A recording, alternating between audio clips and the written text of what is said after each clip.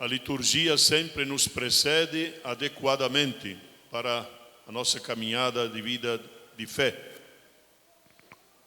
Por isso, iniciando hoje o tríduo de São Pedro e São Paulo, mas aqui se celebra a capela de São Pedro, terminando o tríduo na quarta-feira, me parece que Dom Paulo virá também celebrar aqui.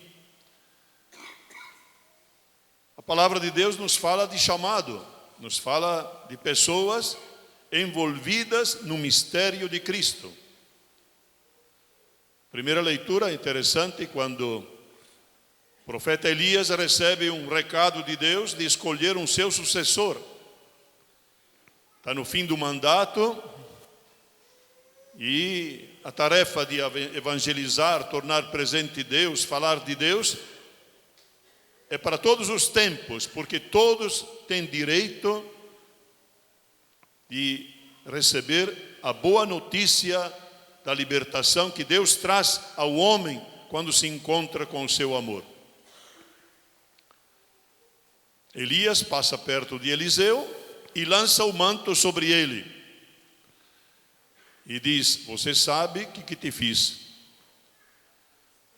Ou seja, uma escolha, uma eleição, é um mandato de Deus, é algo que Deus está te apresentando como nova posição de vida. Quem era Eliseu? Um camponês, como os apóstolos também eram pescadores, pessoas muito simples. Um chamado. Elias lhe concede ainda de dizer: vai despedir dos teus pais.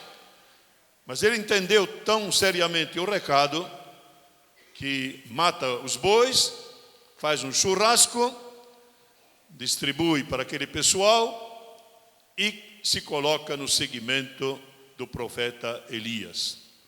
Quando Jesus virá, depois de muito tempo, se fala do novo Elias. Jesus, de fato, é considerado como o novo Elias, porque Elias foi arrebatado ao céu. É impressionante o chamado, porque todos nós somos chamados. Não existe um batizado que não seja chamado. É uma eleição de Deus. Deus nos chama porque Ele quer. A escolha da fé não é simplesmente alguma coisa de voluntarismo, porque eu quero ser cristão. Através dos nossos pais, através do ambiente familiar, através daqueles que foram nossos amigos e a sociedade. Por isso, antigamente, uma sociedade muito mais religiosa e muito mais unida, com valores profundamente cristãos, também educava e chamava para outros cristãos, porque nós sofremos influência de tantas pessoas que estão ao nosso redor. Isso é muito importante, como Jesus, com o seu comportamento, também influencia as pessoas, faz uma proposta, não é uma obrigação, não é uma imposição, mas é algo que deve ser oferecido, porque oferecer Cristo é a melhor de todas as coisas, é o grande tesouro que o Pai mandou para que a humanidade encontrasse o caminho da vida verdadeira, não só eterna depois, mas aqui com um sentido pleno na existência carnal também que nós temos, já possuidores do Espírito que mora em nós como templos de Deus. Nós podemos atribuir muitas coisas ao acaso. Para Deus não existe o acaso, para o cristão não existe acaso. Todas as coisas, todos os acontecimentos têm um significado profundo. É Deus que está por detrás, conduzindo a história. Hoje nós temos um grupo aqui de acólitos bastante grande da região, que vão começar o encontro. Eu comecei também como coroinha, com 7, 8 anos já estava ajudando. Eu dizia para um ali na sacristia, no meu tempo era tudo em latim, tínhamos que treinar as respostas todas em latim, e um comportamento muito assim, militar, né, digamos assim, muito mais rígido que hoje, depois com a reforma do Concílio Vaticano II. Mas Deus nos pega quando realmente nós precisamos. Desde pequeno, como o profeta Samuel, ou já numa idade madura, como os apóstolos, que já tinham o segmento de alguma intuição religiosa daquela época, mas Deus nos pega quando nós precisamos. É uma escolha de Deus, que através de diversas circunstâncias nos move por dentro a buscar coisas mais sérias, mais profundas, mais autênticas, porque Deus vem de fato para realizar a nossa vida, que muitas vezes está numa busca de tantas coisas secundárias, de modas que passam e frustram, porque o caminho de Deus é um caminho de santidade verdadeira, em que aprendemos com Cristo uma doação de nós mesmos, porque a vida tem o seu significado profundo quando nós aprendemos de Cristo a nos doar. O mundo orienta sempre para nós, eu, o resto que se dane. Lavamos as mãos com muitas coisas, a orientação, enquanto o outro não te atrapalha, muito bem. Quando o outro te atrapalha, você o elimina. O pensamento de Cristo, o caminho de Cristo, é o caminho de alguém que se entrega até a morte, morte de cruz. Por isso que o Evangelho hoje começa dizendo que, tendo chegado o momento em que Jesus tinha claro que tinha que caminhar para Jerusalém, ele se encaminha para Jerusalém e manda mensageiros à sua frente para prepararem uma hospedaria. O que ele vai fazer em Jerusalém? A caminhada que Lucas coloca para Jerusalém é o caminho da entrega total até a morte e morte de cruz. Não existe caminho e seguimento de Cristo sem caminhar com Ele também para Jerusalém. Todos temos dificuldades. Jesus também, no Getsemane, ele terá aquelas orações: Pai, se possível, afasta de mim este cálice. Porém, ele se fortalece com a força de Deus, com o Espírito, o anjo que o consola, e ele vai até o fim, na fidelidade ao Pai, porque o Pai, através do sacrifício expiatório de Cristo, traz a salvação e a vida a todos aqueles que desobedeceram. Todos nós somos desobedientes, somos descendentes de Adão, todos nós temos dificuldade com a fidelidade, com o empenho radical da nossa vida, mas Cristo, com a sua graça, nos quer orientar para este caminho para Jerusalém, onde, segundo São João, é o lugar da vitória.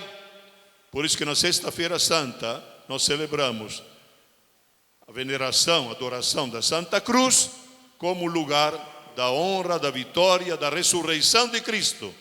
Cristo morre e ressuscita. Não existe, portanto, para o cristão a morte, porque foi destruída por Cristo. A morte física é uma coisa, mas a morte ôntica do nosso ser foi resgatada por Cristo. É uma passagem deste mundo para a casa do Pai, porque de fato ele assumiu todo o veneno da morte. Por isso que muitos apóstolos, muitos mártires, embora precisassem da graça total de Deus, mas eles se dispuseram até a entrega total de si mesmos. Por causa de Cristo, porque Cristo nos dá a sua mesma vida, o seu mesmo Espírito. Por isso que hoje no Evangelho aparecem algumas pessoas, não se fala de nome, porque é a atitude que nós podemos ter, todos nós. Uma pessoa, quando ele está a caminho, lhe diz: Senhor, eu irei para qualquer lugar que tu fores, eu me entrego totalmente disponível nas tuas mãos. Ou seja, parece uma pessoa muito generosa, e parece que Jesus ilumina aquela pessoa para mostrar que o caminho de Cristo tem um significado específico que os apóstolos também não tinham entendido. Por isso que dois apóstolos, inclusive os mais amigos de Jesus, aquele que reclina a cabeça no dia da Santa Ceia, ele diz: Senhor, aqui não há acolhida nesta aldeia de samaritanos, vamos pedir que desça fogo do céu sobre eles. Jesus os recrimina, os repreende, E Jesus diz: vamos para outros lugares. Ou seja, nada de vingança, porque Deus propõe, mas Deus não obriga.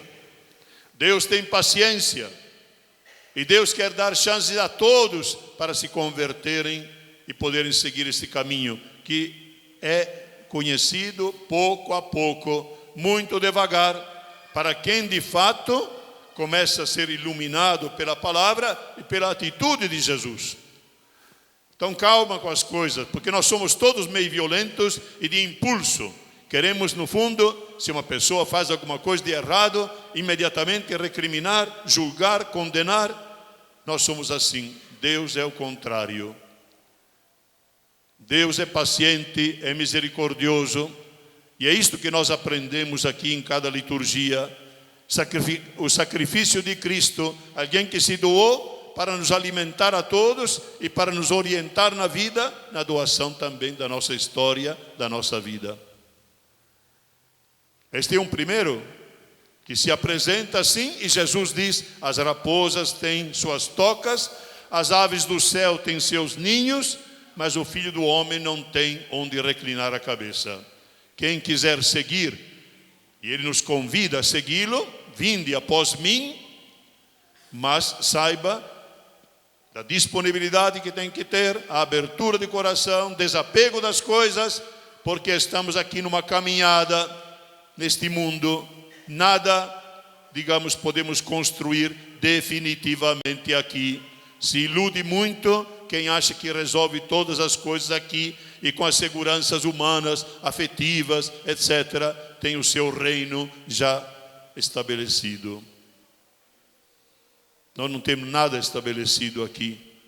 Cristo é a garantia do nosso reino e por isso é a grande oferta que a igreja sempre terá que fazer e apresentar a toda a humanidade, a todos, sem distinção. O segundo, ele é chamado por Jesus: vem, segue-me. Deixa que primeiro vá despedir dos meus familiares. Parece que Jesus é contra a família. Justamente ontem se celebrava, e se celebra, parece que o encerramento ainda é hoje, lá em Roma, 10º Encontro Internacional das Famílias, com o Papa, etc.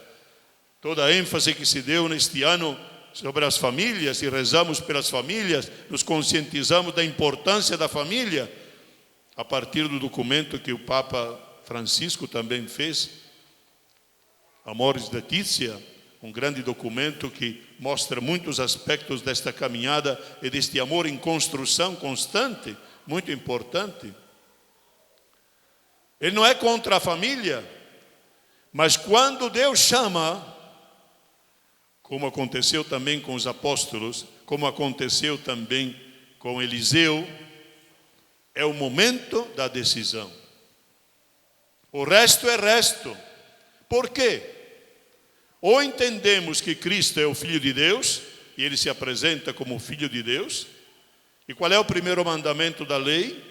Amarás o Senhor teu Deus com todo o teu coração, com toda a tua alma, com todas as tuas forças, e ao teu próximo como a ti mesmo.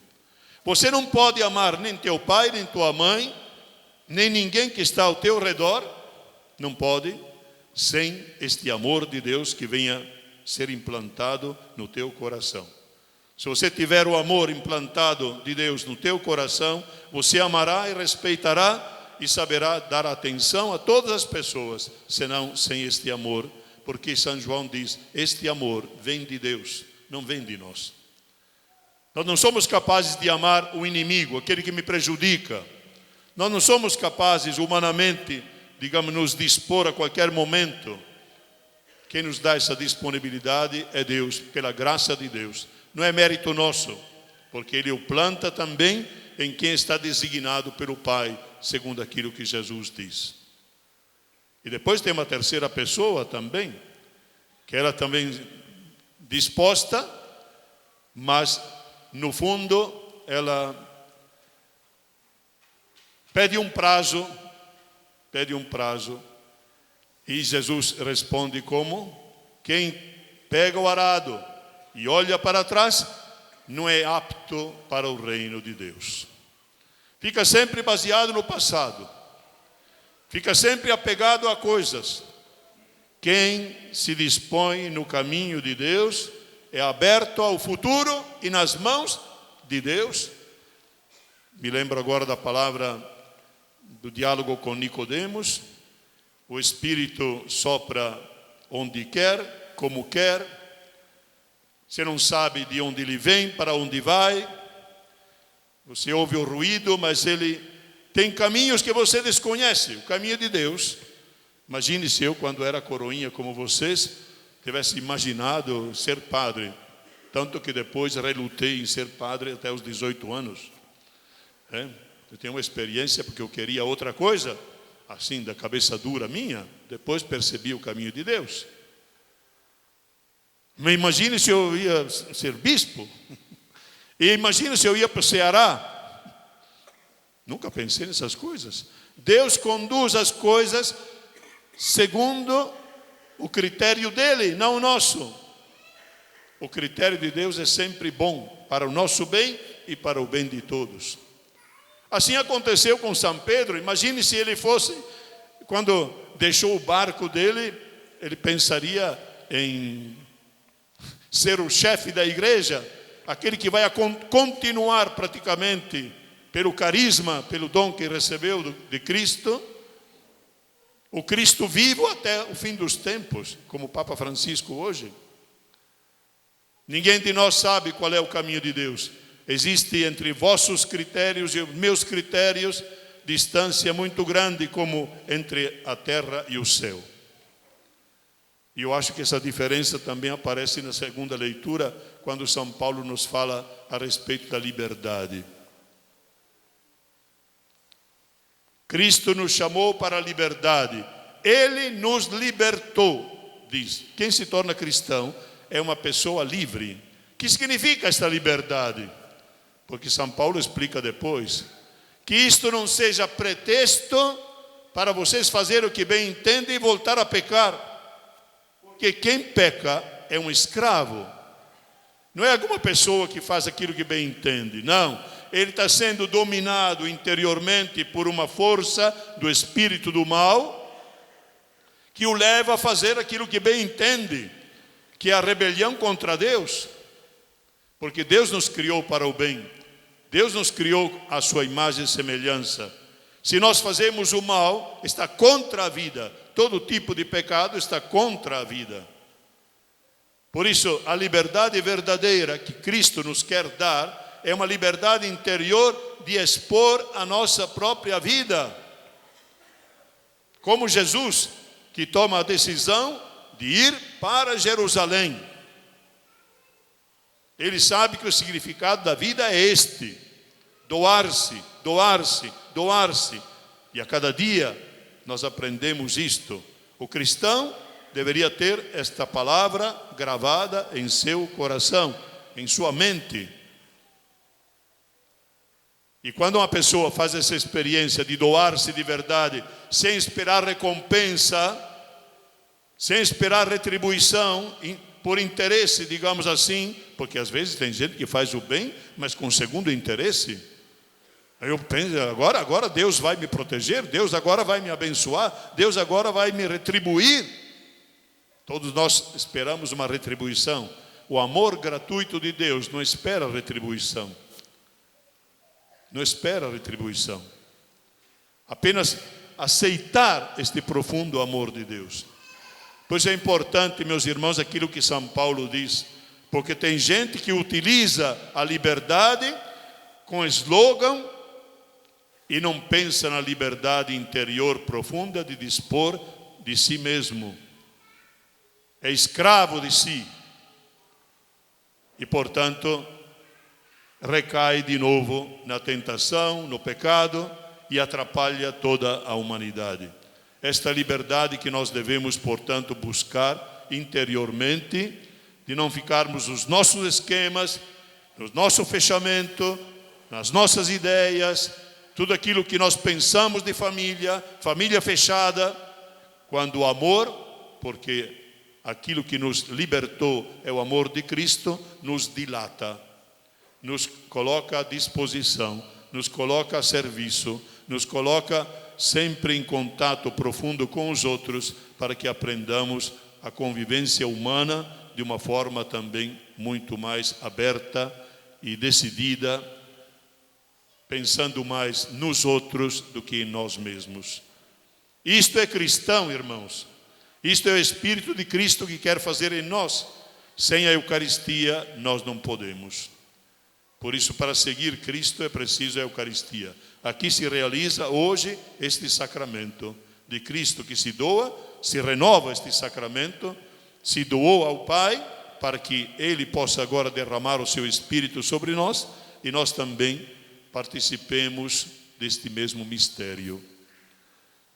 Por isso que quando nós falamos, isto é o meu corpo entregue por vós, fazei isto em memória de mim, façam o mesmo. Mas o quê? Apenas comungar?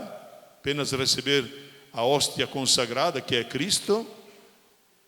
Ou fazer o mesmo mistério de doação que Cristo fez ao Pai? É isto ser seguidor de Cristo, fazer da nossa vida entregue nas suas mãos.